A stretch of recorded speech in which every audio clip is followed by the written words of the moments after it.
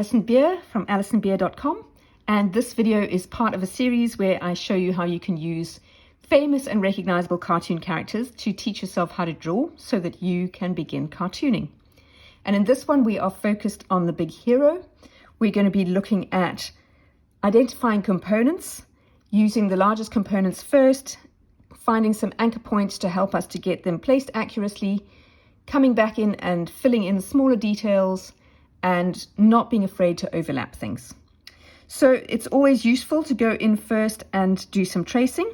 The other thing is I'm going to completely ignore this little character sitting on his shoulder. One of the joys of being the artist is you decide what you're going to focus on and what you're not, and right now we're just focused on the big hero. So the first thing to do is to go in and do some tracing. This tiny little head, and then a big pear-shaped body. So you'll notice that I'm not too concerned about getting it right the first time, but I'm going over and over and using very rough circles. Then I take this curve out and round and create myself a nice big kind of sausage shape of each large arm joining onto the body, overlapping into the body, not a problem. And then the same with the legs. If I imagine each of them as a sausage which overlaps into the body, it's easier to draw in continuous ovals than to stop and start. And as you carry on with cartooning, keeping your pencil down and drawing with continuous ovals really gives you a much better result in terms of energy and more material for your brain to work with. So there is our basic tracing. And now we're going to go in and recreate an approximate version of this for yourself. You don't ever expect to get it right the first time. What you're doing is training your hand-eye coordination. So I like to put in these guidelines just as visual lines to know that I'm working in that space. And here I go, filling in a small head, slightly on one side, but not too important to get the angle right. And then I'm going to go in and do the oval or pear-shaped body. And again, you can see I'm not too concerned about getting it right exactly right the first time. I'm trying to get it as right as I can. And then I go in and I do the overlapping arm, big fat sausage arm, and here a sausage arm.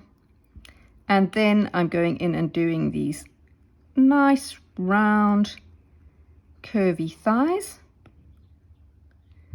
And that's that for now. So you can see that I've got the approximate shapes are in place. I've made mine much more pear-shaped here, but this is just a sketch, so we're not worried about that.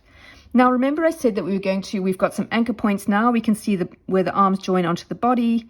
We've got the head on, and that head approximate size, kind of how wide it is in relation to the top of the body, sort of there. Now we've got a few little details, and I specifically chose this one because there's not a lot of detail, although he does have other challenges. So we need to put in these facial features, I guess you could call them, these black marks, which are like eyes. And then we've got the hint of his hands and his finger and thumbs. So let's go in and put in the eyes first.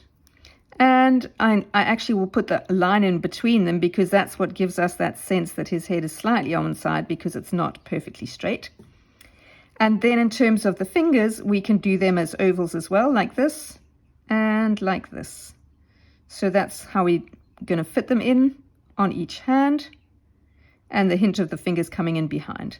So you can see that immediately gives me a sense that I need to lengthen the arms a little bit here, and then I'll have a finger and a thumb like this, and fingers coming in behind like this, a thumb, finger, and more fingers coming in behind. Okay, so now what we can do is go in with a different color and firm things up a little bit. So I'm still sketching roughly. We're not trying to get an accurate copy here, we're just trying to get our eye trained. Okay, so now I'm going to go in with the rounder body like this and like this. That's our pear-shaped body. And now I can fit in the arms all the way down to here and the fingers. And then we've got the hands coming up like this. You can see here it's not perfectly accurate. I haven't left enough space between the two bodies. So this one I'll try and do better. Take it further out and down to here. We've got a finger, We've got a thumb, got hints of other fingers on the outside like that, and then this bit coming down like this. So this is actually a really good lesson that the initial sketch, the blue lines in this case, are literally just anchor points. They're to help us, and their perfect accuracy is the last thing on our mind. We literally want them to hold space for us. So here we go, and now we've got this. We're going to take the legs down and round like this, and down and round like this. And we've got a reasonable approximation of our big hero. There he is. We've got eyes. We've got, I want to take this further out because I want the hand to be a little bit more accurate. And that's that. I can bring his body in a little bit. There we go. So if I take out all the references, you can see it's a reasonable approximation in terms of training your eyes and your hands to work together. Not bad at all.